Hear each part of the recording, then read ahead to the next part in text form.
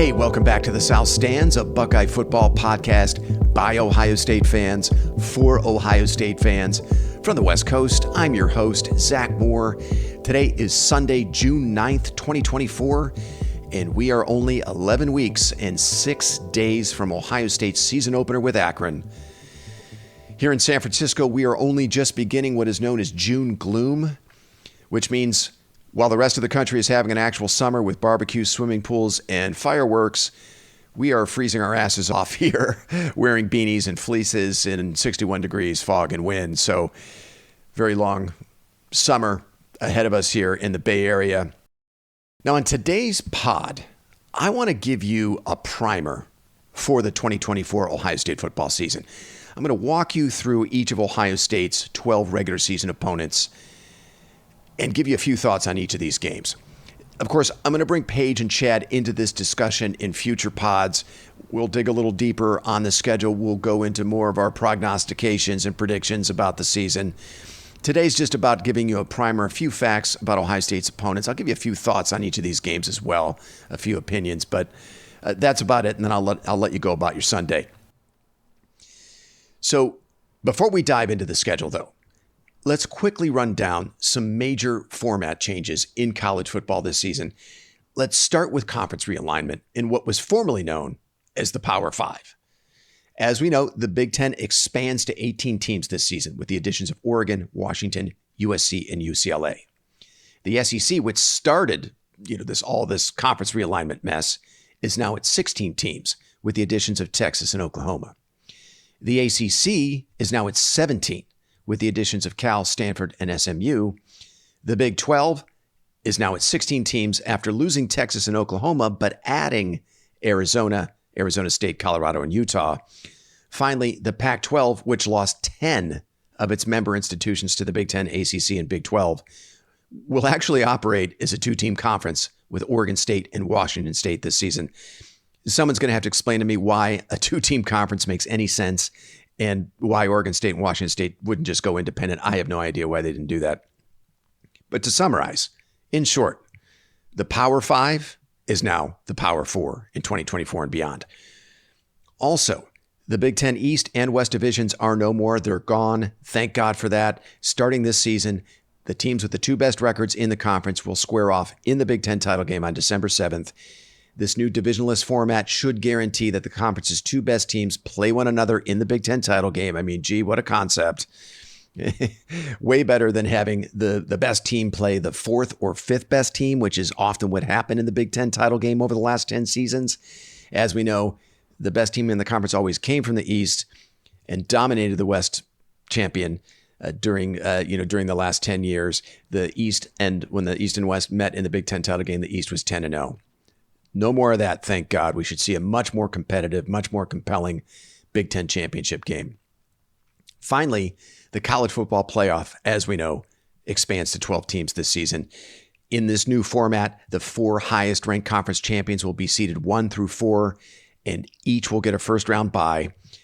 The teams seeded 5 through 12 will play each other in the first round on the home field of a higher-ranked team. The CFP will begin on December 20th and 21st, with first-round games played on college campuses. The quarterfinals will be played on December 31st and January 1st at the Fiesta Bowl, Peach Bowl, Rose Bowl, and Sugar Bowl. The semifinals will be played on January 9th and 10th at the Orange and Cotton Bowls. Finally, the championship game will be played on Monday, January 20th in Atlanta. Folks, that is a full month of college football playoffs. Yes, please. What's not to love about that? It's absolutely glorious. Okay, now let's turn our attention to Ohio State's 2024 regular season schedule. Last season, as we know, the Buckeyes opened on the road against a Big Ten opponent in Indiana. I was actually at that game.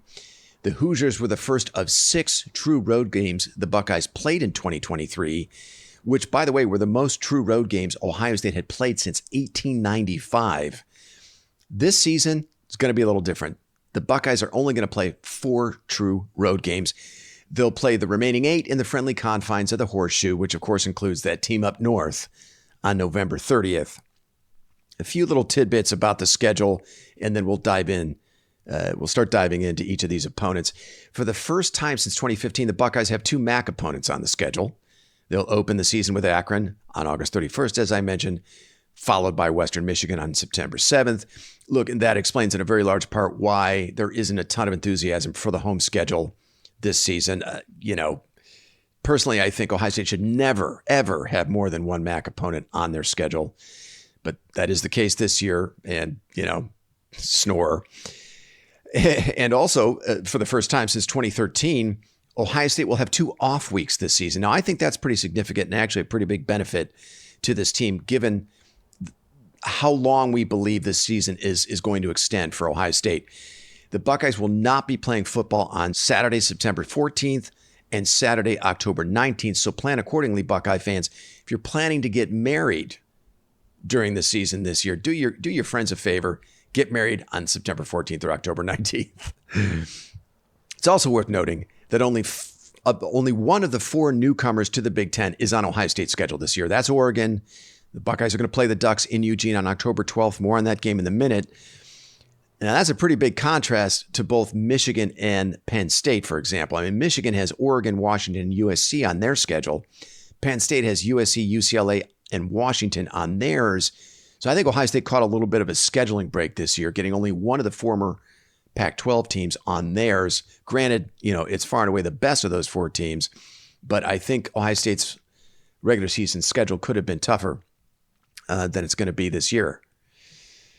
Okay, let's dive into it. Now, I used a couple of college football preview magazines that I just picked up, Athlon and Lindy's, to help me prepare for this pod. I did this last year, so I'm going to be referencing their preseason rankings, from both of those magazines, just to help us get an idea, get a handle on the schedule for the Buckeyes. So here we go. Saturday, August 31st, Ohio State opens the season in the Horseshoe against the Akron University Zips of the Mid-American Conference. This is going to be a 3:30 p.m. Eastern kick on CBS. Now, this opponent was originally going to be Southern Miss, who also sucks, but the Golden Eagles were replaced by the Zips. The Buckeyes are 4-0 all-time against the Zips. That includes a 59-7 bludgeoning back in 2021. The Zips are returning 8 starters, 2 on offense, 6 on defense from a squad that finished 2-10 and in 5th place in the MAC East a year ago. They are projected to be one of the worst teams in the FBS this season. Athlon has the Zips ranked 130th in their preseason rankings. Lindy's has them 131st. As a reminder, folks, there are 133 teams in the FBS, so Zips, not good.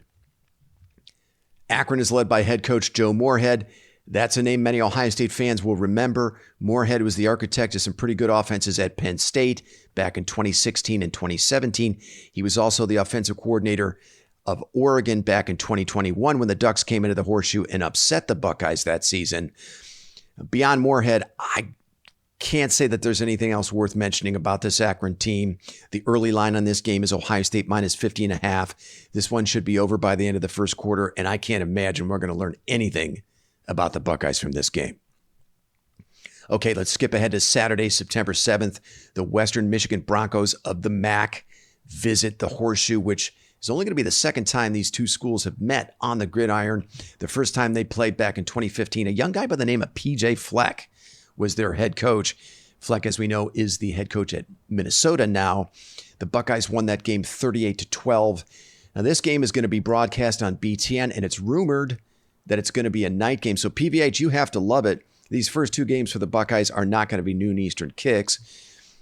The Broncos returned 14 starters, 8 on offense, 6 on defense from a team that finished 4-8 and in 4th place in the MAC West.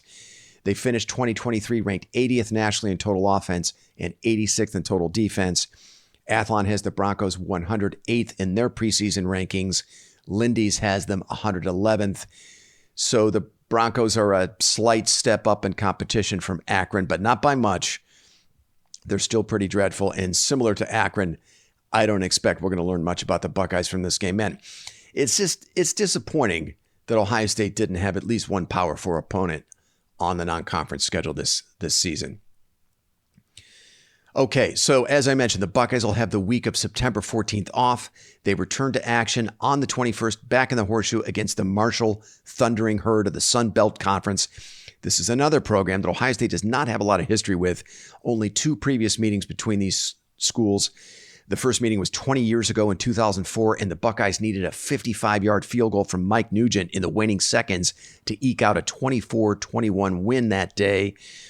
Ohio State and Marshall met again in 2010 to open that season. There was far less drama in that game. The Buckeyes won it 45-7. The Thundering Herd returned 10 starters, 4 on offense, 6 on defense from a squad that went 6-7 and finished 6th in the Sun Belt East Division last season. Marshall finished 2023 ranked 87th nationally in total offense and 62nd nationally in total defense.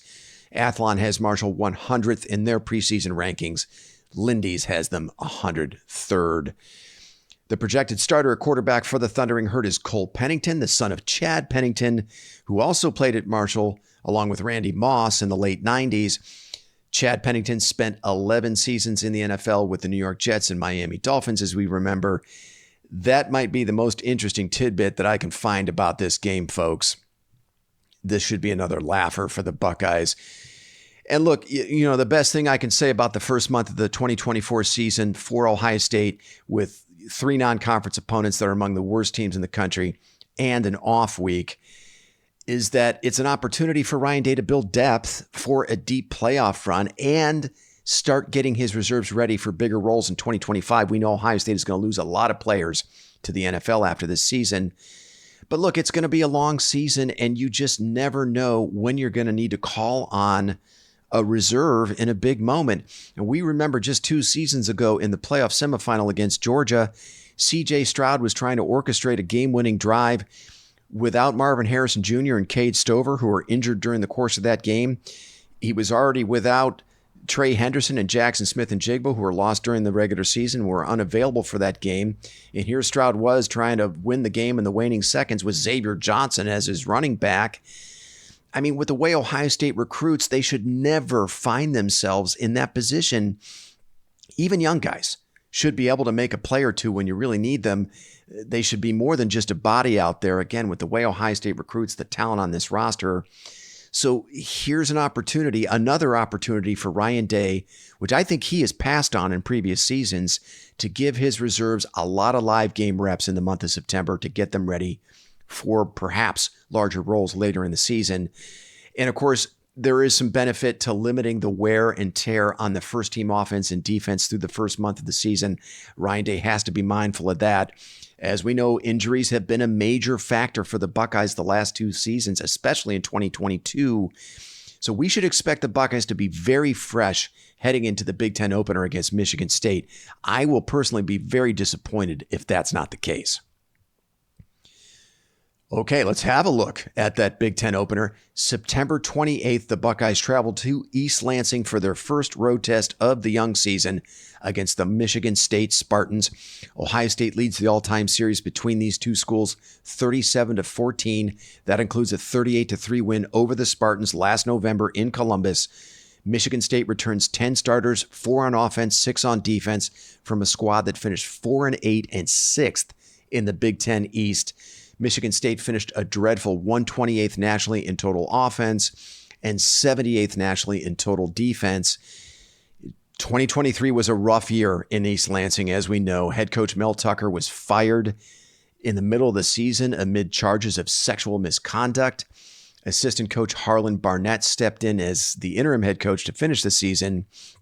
Now, Michigan State has since hired Jonathan Smith away from Oregon State to run the program. And look, Smith did a hell of a job turning things around in Corvallis. He led the Beavers to a 10-win season in 2022 and an 8-4 campaign in 2023. Michigan State was very active in the transfer portal this offseason, 24 incoming transfers, which has them 12th in the 24/7 Sports transfer rankings.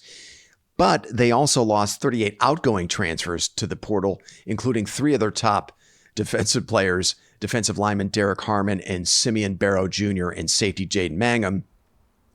Now, the most notable of their incoming transfers is sophomore dual threat quarterback Aiden Childs, who Smith brought with him from Oregon State. Childs is the projected starter at quarterback for the Spartans. He was a top 60 recruit in the 2023 class and a 4-star prospect out of Downey, California. He appeared in 9 games for the Beavers last season, throwing 4 touchdowns and rushing for another 3. Look, there's some raw talent there in Childs for Jonathan Smith to work with. He could be a very good player for Michigan State this season and beyond. The Spartans also returned their leading rusher, Nate Carter, and their leading receiver, Montori Foster Jr. On defense, the Spartans returned their 2 leading tacklers, Cal Holliday and Malik Spencer. Athlon has Michigan State number 58 in their preseason rankings. Lindy's has Sparty at number 51 in theirs. Look, the Spartans are going to be the best team Ohio State will have faced by this point in the season. I think they're going to be an improved team from the last couple of years, but I think it's going to take Smith a couple of seasons to really kind of rebuild that roster and get things going there in East Lansing.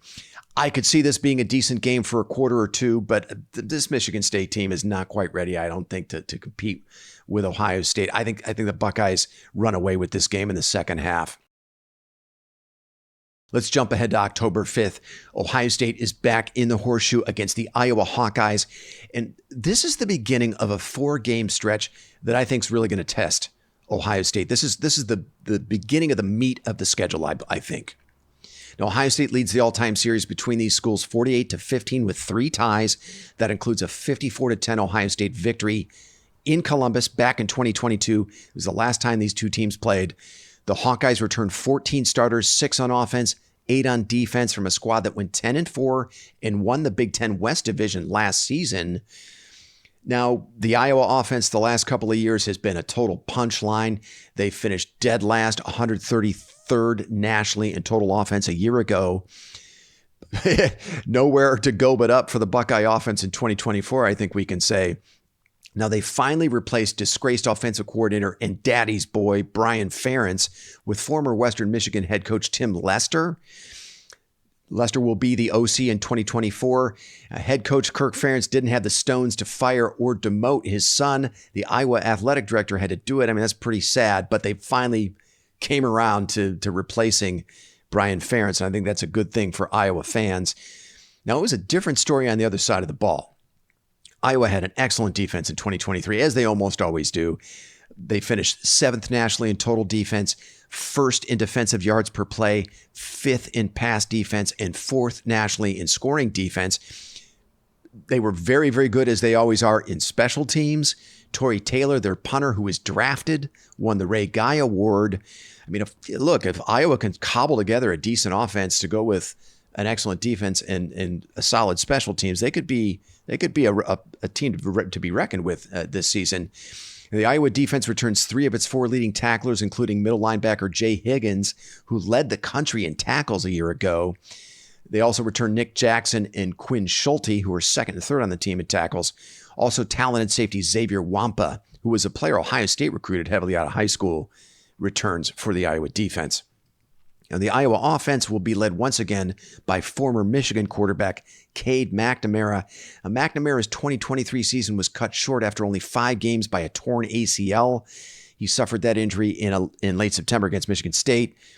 Leading rusher LaShawn Williams also returns for Iowa. Williams finished 2023 with 821 yards rushing on 4.8 yards per carry. One last name to note here, Luke Lachey, who's the son of former Ohio State offensive lineman Jim Lachey, will return at tight end for the Hawkeyes. We know Iowa loves their tight ends, and Lachey's a good one. Now, his 2023 season was off to a great start. It was also, unfortunately, cut short by an injury. Lachey caught 10 passes through the first 2 games for Iowa before suffering a season-ending ankle injury in Week 3 against Western Michigan. By the way, Lachey grew up in Columbus, and he's a proud alum of my high school, Grandview Heights. So that's an interesting little tidbit. Now, Athlon has the Hawkeyes ranked 28th in their preseason rankings. Lindy's has Iowa 27th in theirs. And, there's room for Iowa to perhaps be ranked even higher than that if they can get their offense right. Look, folks, I think this game could be a rock fight for a couple of quarters, and it should be Ohio State's first real legitimate test of the season. I'm not sure Iowa's going to have enough offense to keep the Buckeyes from pulling away and winning this game comfortably, though, especially with the game being played in Columbus. So, yeah, I look for this one to be perhaps close at halftime with the Buckeyes pulling away and winning comfortably in the second half. Okay, let's turn our attention to October 12th. This is a big one, folks. The Buckeyes travel to Eugene for the first time since 1967 to square off with the Oregon Ducks in what will almost certainly be a top 5 matchup and one of the most anticipated games of the entire college football season. Ohio State is 9-1 all-time against Oregon, but that lone loss came the last time these two schools played back in 2021 in the Horseshoe. Despite 612 yards of total offense, 484 yards passing from C.J. Stroud, and 100-yard receiving performances from Chris Olave, Garrett Wilson, and Jackson Smith-Njigba, the Buckeyes still managed to lose 35-28 to the Ducks. Oregon took advantage of some of the worst defense we've ever seen in Columbus to rack up over 500 yards of offense and 35 points. It was such a bad performance that Ryan Day demoted defensive coordinator Kerry Combs after that game. Now, Oregon returns 10 starters, 6 on offense, 4 on defense from a team that went 12-2, finished second in the Pac-12, and number 7 in the final AP poll. The Ducks' only 2 losses were narrow defeats to Washington in the regular season and in the Pac-12 title game, both of which were highly entertaining football games. The Ducks lost both those games only by a field goal. Oregon finished the 2023 season ranked 2nd nationally in total offense and 22nd nationally in total defense. If there's a coach who may feel he had a better offseason than Ryan Day, it would be Dan Lanning. He has to feel great about his offseason. The Ducks finished with the country's number 3 rated recruiting class, according to 24/7 Sports. That class is headlined by 5-star defensive end Elijah Rushing. And Oregon was extremely active and very successful in the transfer portal. The Ducks finished number 2 in the 24/7 Sports transfer rankings. Dan Lanning got his quarterback for the present in Dylan Gabriel, the Oklahoma transfer, who's going to be the starter this year. And for the future, in Dante Moore, the UCLA transfer, who most expect will be the starter in 2025. The Ducks also landed a former 5-star receiver in Evan Stewart from Texas A&M. On defense, they landed a pair of really good defensive tackles in Jamari Caldwell from Houston and Derek Harmon from Michigan State, both of whom were the top-rated defensive linemen for those programs last season, according to PFF. Oregon also scored a pair of starter-caliber cornerbacks in Washington's Jabbar Muhammad and UTSA's Cam Alexander. Muhammad was a second-team All-Pac-12 selection for Washington last season. Oregon is also bringing back an excellent tailback in Jordan James. He was their second leading rusher a year ago, averaging a staggering 7.1 yards per carry. James ran for 11 touchdowns last season. They also returned one of the best receivers in the country in Tez Johnson, who caught 86 balls for 1,182 yards and 10 touchdowns. Finally, first-team All-Pac-12 tight end Terrence Ferguson will also be back for the Ducks. Ferguson caught 6 touchdowns in 2023. So Dan Lanning went out and added to that group of skill players a very talented quarterback in Dylan Gabriel, who threw for over 3,600 yards and 30 touchdowns and completed 69% of his passes last season at Oklahoma. Yikes. Folks, this will be hands down the most potent offense the Ohio State defense will face during the regular season and perhaps all year. Athlon has Oregon number 3 in their preseason rankings. Lindy's has the Ducks at number 4. The very early line on this game is Oregon minus 1.5. So the Buckeyes are an underdog in this game. Look, this game could go either way, and it feels like, October 12th will not be the last time these teams play in 2024. I personally smell a rematch, either in the Big Ten title game and or the college football playoff. I think Ohio State could play well and still lose this game. And you could say the opposite. You could say the same of Oregon. They could play well and lose. If Ohio State is going to drop a game during the regular season, this is the spot. But they, with a big win here, they could also, really launch themselves, toward a number 1 seed in the college football playoff. Okay. Let's turn our attention to October 26th. The Buckeyes will be coming off their second off week of the season, which is very well timed, right after the trip to Eugene. They'll return home to face the Nebraska Cornhuskers. Now, the last time these two schools played was in 2021 in Lincoln, and a game was actually very competitive. The Buckeyes eked that one out 26-17. Now, Ohio State is 9-1 all-time against Nebraska, and many of those games have not been very close. The Cornhuskers returned 14 starters, 7 on offense and 7 on defense from a squad that went 5-7 and finished tied for fourth in the Big Ten West. Second-year head coach Matt Rule, look, he had the Huskers playing very well through most of last season. Nebraska was 5-3 heading into November, and then they lost 4 straight, all by 1 score. They lost by a field goal to Michigan State, Maryland, and Iowa, and by a touchdown in overtime to Wisconsin. Turnovers absolutely killed Nebraska last season. They led the FBS in turnovers with 31. The Huskers also struggled mightily to move the ball on offense and score points. They finished 117th nationally in total offense, 123rd in scoring offense. But they were very good on defense. 11th nationally in total defense, 7th in defensive yards per play, and 13th in scoring defense. I read the other day, Nebraska lost 4 games by a field goal in 2023. In 3 of those 4 games, a turnover late in the game allowed the opponent to get the ball back to kick the game-winning field goal.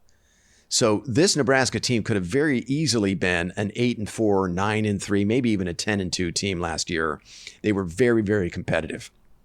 Now, Matt Rule was not very active in the transfer portal, only 7 incoming transfers. Nebraska is currently 64th in the 24/7 transfer rankings, but Rule did land an absolute whale in freshman quarterback Dylan Raiola, who was once an Ohio State commit, as we know. Raiola was a 5-star prospect and the number 7 overall player in the 2024 class. He's expected to be the day 1 starter for the Huskers. He'll have a pretty good offensive line, which returns 4 starters in front of him. Now, the big question for Nebraska is at the skill positions. The Huskers are leaning on a pair of veteran transfers in Jamal Banks of Wake Forest and Isaiah Nair of Texas to elevate the play at wide receiver. Banks is a 5th-year player who led Wake Forest in receiving last season with 653 yards on 59 receptions and 4 touchdowns. Nair, who began his career at Wyoming, only caught 1 pass in 2 seasons at Texas, though he missed the entire 2022 season due to an injury. But Nebraska betting big on both of those 2 players at that position to really help the offense out. Now, a few names to watch for the Huskers on defense. Cornerback Tommy Hill, who was their top-graded defender in 2023, according to PFF. Hill led the Huskers in PBUs with 9 and INTs with 4. Safety Isaac Gifford, who was their leading tackler a year ago, is another player to watch. Gifford was also second on the team in PBUs with 8. Finally, keep an eye on edge rusher Jamari Butler, who led the Huskers in sacks last season with 5.5. Athlon has Nebraska number 33 in their preseason rankings. Lindy's has the Huskers at number 38. This is an opponent Ohio State can't take lightly, folks. Nebraska's going to challenge them with a pretty salty defense. But I think this is a pretty tough spot for a true freshman quarterback making what would be his 8th career start. I mean, even as one as talented as Dylan Raiola, will there be enough around Raiola at the skill positions to keep Nebraska in this one? I think that's a major question. I think we're looking at a very big mismatch between the Ohio State secondary and the Nebraska receivers. But, similar to Iowa, I think this could be a very good fight, a rock fight for a couple of quarters. But it's just hard to imagine the Huskers having enough offense to keep the Buckeyes from running away with this game after halftime. Okay. Let's turn our attention to November 2nd. The Buckeyes return to Happy Valley to face Penn State. These games are always tough, always very close, but the Buckeyes almost always find a way to win them. Ohio State is 25-13 all-time against Penn State. That includes a 20-12 Ohio State win last season in Columbus, which was a total defensive slog and actually not quite as close as the final score would suggest.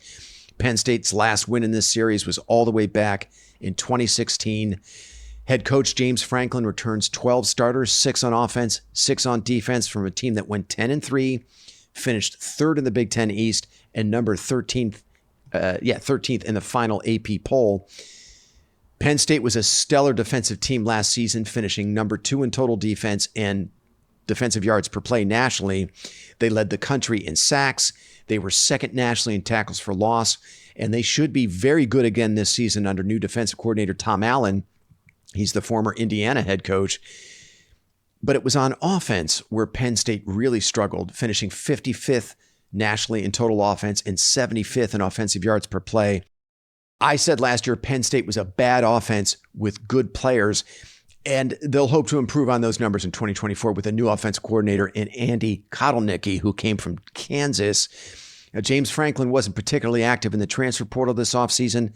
Penn State is currently 58th in the transfer portal rankings with 6 incoming transfers, but they did get a very good player in Ohio State receiver Julian Fleming.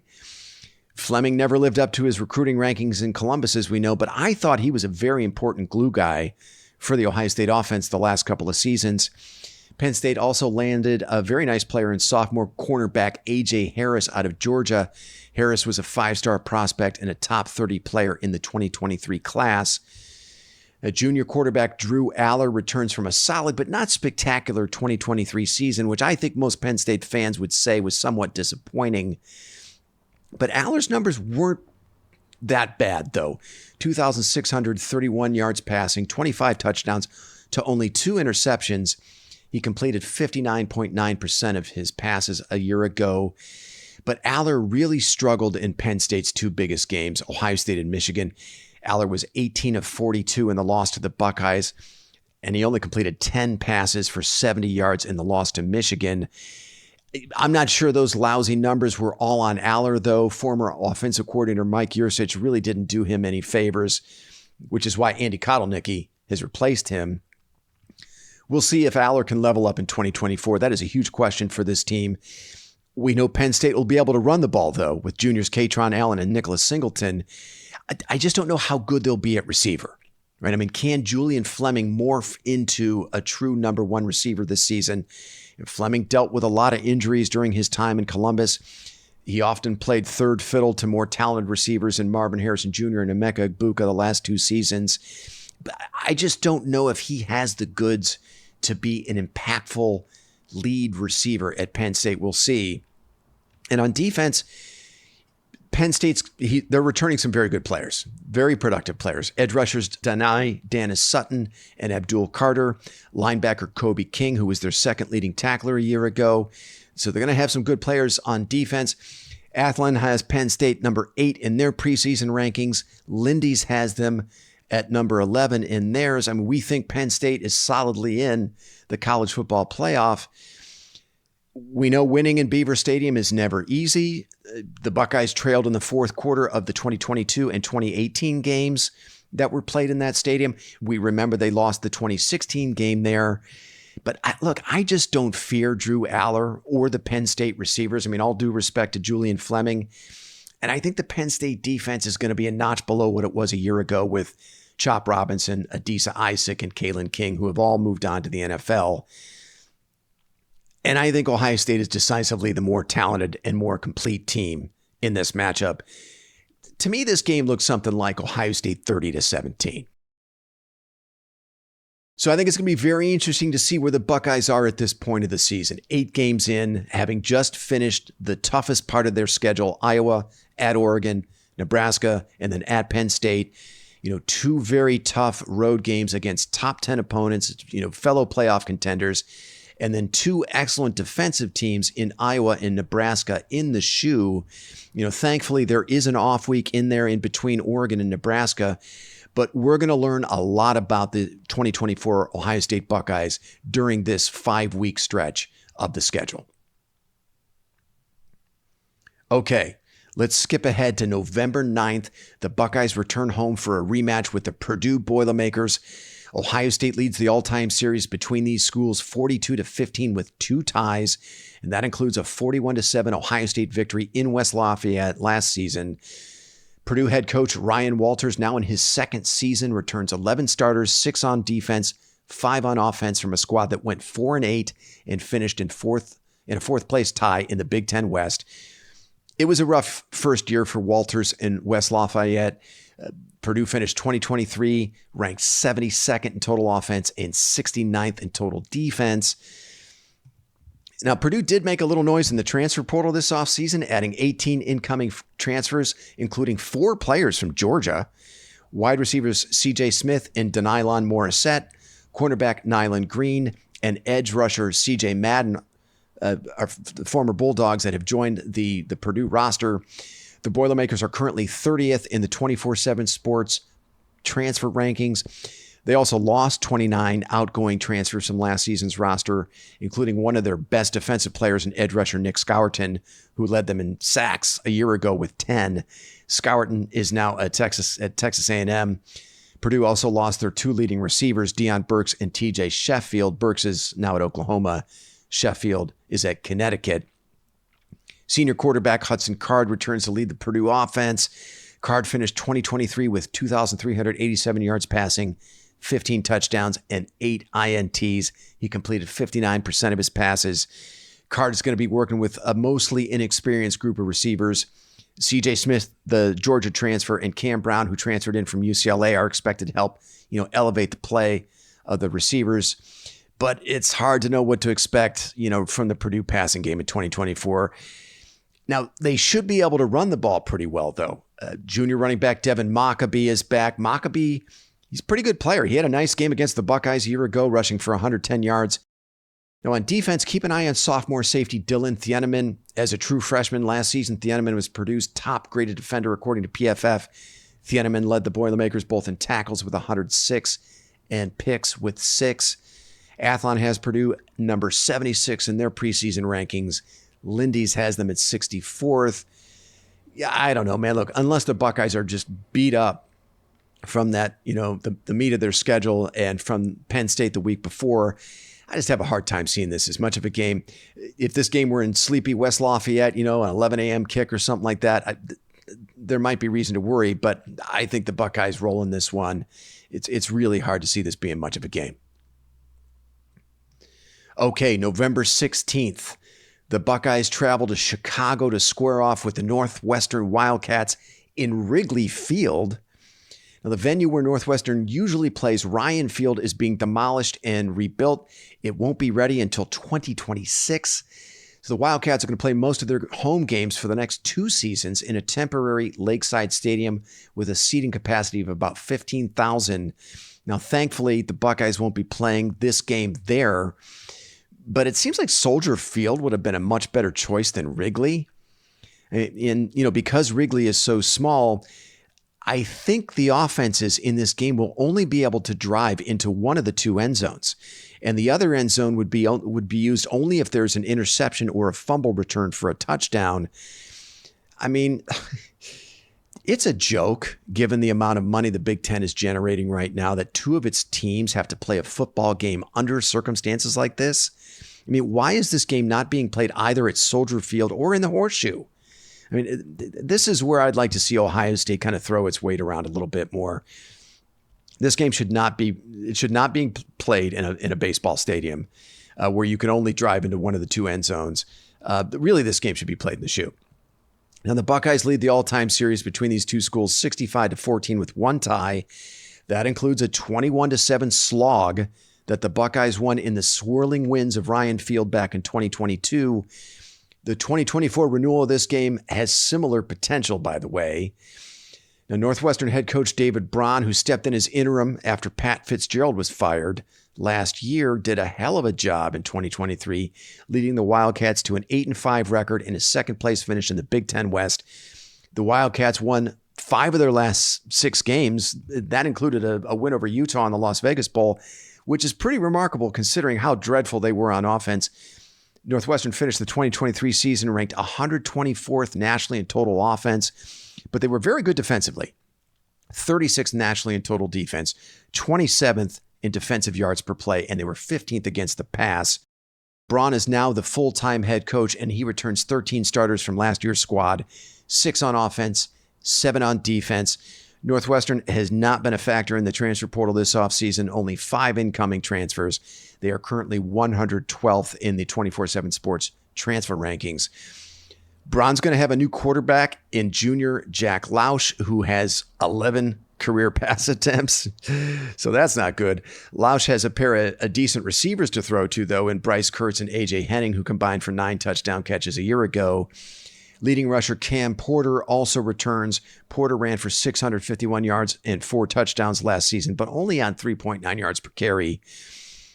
And Northwestern has a new offensive coordinator, 28-year-old Zach Lujan, who held the same title at South Dakota State, where he won back-to-back FCS titles.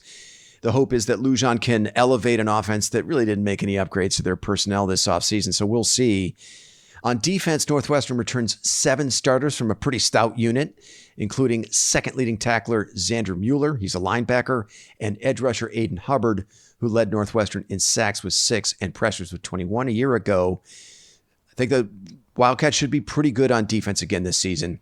Athlon has Northwestern 65th in their preseason rankings.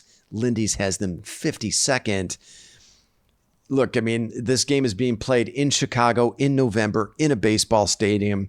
There is some pretty serious potential for things to get wonky as they did back in 2022 because of the weather. But I think the 2024 Buckeyes are much better constructed to win football games under, circumstances like this than the 2022 squad was. If there is weather, I think the Northwestern defense is certainly good enough to keep this game close for a while, but it's hard to imagine Northwestern generating enough offense to actually win this game. I think the Buckeyes likely grind this one out with their defense and their running game and pull away in the second half of this game. Okay, let's skip ahead to November 23rd. The Buckeyes are back in the Horseshoe for what should be the penultimate home game of the 2024 season. Though, you never know. With the new college football playoff format, Ohio State could end up playing a first-round playoff game in the Horseshoe in late December if they don't get one of the top 4 seeds. Now, the Indiana Hoosiers come to town for what would normally be a name-your-score affair and an opportunity for Ohio State reserves to get some late-season reps. But this year's game with the Hoosiers could be a little different, and I'll get into that in a moment. Ohio State leads the all-time series with Indiana 80-9 with 4 ties. That includes a 23-3 season-opening win in Bloomington last year. The Hoosiers have a new head coach, Kirk Cignetti, who comes from James Madison, where he went 52-9 over 5 seasons. Cignetti was named the 2023 Sun Belt Coach of the Year after leading JMU to an 11-2 record last season. The Hoosiers finished 3-9 and dead last in the Big Ten East under former head coach Tom Allen. I'm not going to bother with the returning starters here. There's really no point because Kirk Cignetti has completely reshaped the Indiana roster with 31 incoming transfers, which include 13 players that Cignetti brought with him from JMU. Those players include JMU's 2 leading rushers, Kalen Black and Tyson Lawton, their leading receiver, Elijah Sarrett, their starting tight end, Zach Horton, their 2 leading tacklers, linebackers Aiden Fisher and Jalen Walker, their top cornerback, D'Angelo Pons, and 2 of their top defensive linemen, James Carpenter and Mikhail Kamara, who combined for 11.5 sacks last season. Now, Sarrett and Horton were first-team All-Sun Belt last season. Pons, Carpenter, and Kamara made the second team. Cignetti also snagged Ohio University quarterback Curtis Rourke out of the portal. Rourke's going to compete for the starting job this season. He is the second highest rated player of IU's 31 incoming transfers. Rourke completed 63.5% of his passes and accounted for 15 touchdowns in helping the Bobcats to win 10 games last season, and they finished 3rd place in the MAC. I personally like Kirk Cignetti. He's brash. He's confident. We remember shortly after he was hired in December, he addressed a crowd at an Indiana basketball game and said, quote, "I don't take a backseat to anybody, and I don't plan on starting now. Purdue sucks, and so does Michigan and Ohio State," end quote. We're going to find out just how good these JMU transfers turn out to be. I mean, if they play as well for IU in the Big Ten as they did for JMU in the Sun Belt, this game could be way more interesting than we're expecting. And you also have to consider this is the week before Michigan, right? Could the Hoosiers catch the Buckeyes, maybe not entirely focused on the task at hand, and make this a real game?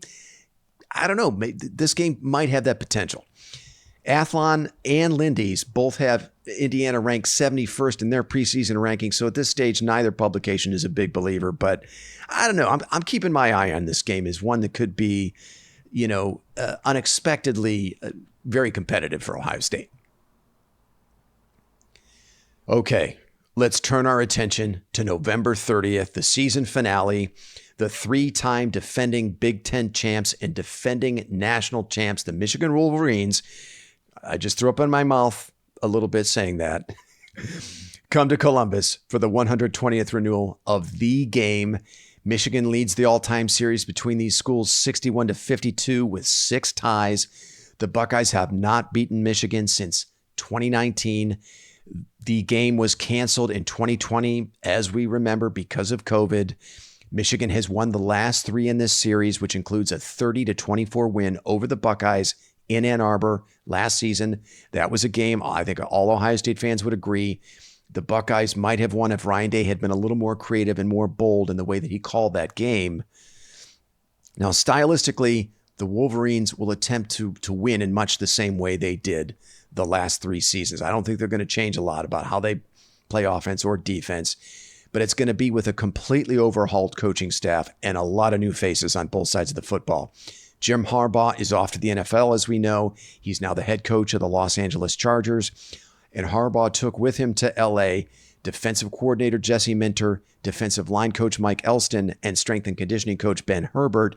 Those are 3 huge losses, a total of 4 if you count Harbaugh, from the Michigan coaching staff. Now, Sharon Moore, the former offensive coordinator and offensive line coach, as we know, has been elevated to head coach at Michigan. Moore did a great job filling in for Harbaugh as the interim head coach for 4 games last year during Harbaugh's 2 suspensions. Moore's a very talented young coach. There is no question about it, but he's going to have his work cut out for him this season with only 5 returning starters, 1 on offense and 4 on defense. Michigan has not been very active in the transfer portal this offseason, only 9 incoming transfers. The Wolverines currently sit at number 54 in the 24/7 sports transfer rankings. I'd say probably Maryland linebacker Jayshawn Barham and Michigan State safety Jaden Mangum are the most notable of those incoming transfers. Those are 2 good players, very likely to start. It's also hard to know what Michigan's going to get from its 16th ranked 2024 recruiting class this season. They didn't really capitalize Michigan on the national championship in recruiting. One would think they would have finished much, much higher and would have done better for themselves in recruiting, but that was not the case. Only 16th nationally. And I don't know how many of those players will be able to contribute this season. So look, it's very difficult to know what to expect from the Michigan offense in 2024. Sharon Moore is going to have to replace all 5 starters on the offensive line. His leading rusher in Blake Corum, his 2 leading receivers in Roman Wilson and Cornelius Johnson, and of course his star quarterback, J.J. McCarthy. Tight end Colston Loveland, who many believe is the best tight end in the country, is the only returning starter for the offense. Running back Donovan Edwards, who's played a ton of football for Michigan and made a lot of big plays for them in his career, he also returns. Now, Edwards is coming off a mostly disappointing 2023 season, but he did run for 104 yards and 2 touchdowns in the national title game against Washington. And of course, Ohio State fans will remember what Edwards did to the Buckeye defense late in the 2022 game in Columbus. Loveland and Edwards, though, are the only proven commodities for the Michigan offense. Now, redshirt sophomore Alex Orji is the presumptive replacement for J.J. McCarthy at quarterback. Orji appeared in 6 games for the Wolverines last season and did not attempt to pass. Orji's only career pass attempt was in 2022. That was a 5-yard completion against UConn. Orji was used strictly as a runner in 2023. He finished the season with 86 yards rushing on 15 carries and 1 rushing touchdown. Now, on defense, Michigan still should be very, very good. Defensive tackles Mason Graham and Kenneth Grant are back. That's probably the best defensive tackle duo in the country. Will Johnson, who many believe is the best cornerback in the country, also returns from Michigan. And Michigan should also be very good off the edge with Josiah Stewart and Derek Moore.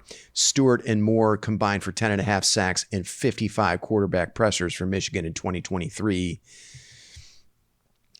Now, despite all of the coaching and personnel losses that I've just described and an extremely tough schedule that includes Texas, USC, Oregon, Ohio State, and one of the better group of 5 teams in Fresno State, Athlon and Lindy's both have Michigan ranked in their preseason top 10s, and they project Michigan as a playoff team. Athlon has Michigan number 7 in their rankings. Lindy's has them at number 6. Man, it's too early for me to get a handle on this Michigan team. It really is, but it's hard to imagine them competing at the same level as the last 3 seasons. It really isn't. And I know I've doubted Michigan at my own peril, right? Each of the last 3 seasons. I was not a believer until they beat Ohio State and made the playoffs. And I doubted them even through the playoffs last year until they won the national title. And I'm not trying to be a hater here, but man, given what they've lost, I mean, it's really hard to imagine them competing at the same level. 2021 through 2023 was the winningest 3-year stretch in Michigan football history. The architect of those teams, Jim Harbaugh, is gone. He took a bunch of coaches, of good coaches, with him. J.J. McCarthy and Blake Corum were generational talents for Michigan. They're gone. All 5 starters on the offensive line are gone. Their projected starter or quarterback has 1 career pass attempt. I mean, all due respect to Mason Graham, Will Johnson, and Colston Loveland, who might be the best players of their positions this season and who are probably all first-round draft picks, are they going to be enough for Michigan to come into the shoe and beat a highly motivated Ohio State team that has the best roster in college football this season? Man, I don't know. I mean, I'm not sure the odds makers think so either. I mean, according to FanDuel, Ohio State is currently a 9.5-point favorite in this game. So Michigan is a decisive underdog, according to the odds makers, and I think for good reason. Okay, we did it.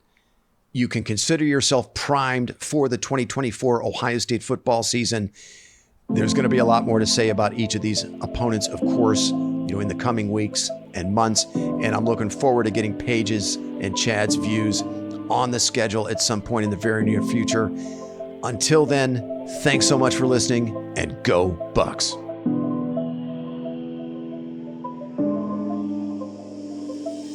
You've been listening to the South Stands, a Buckeye football podcast.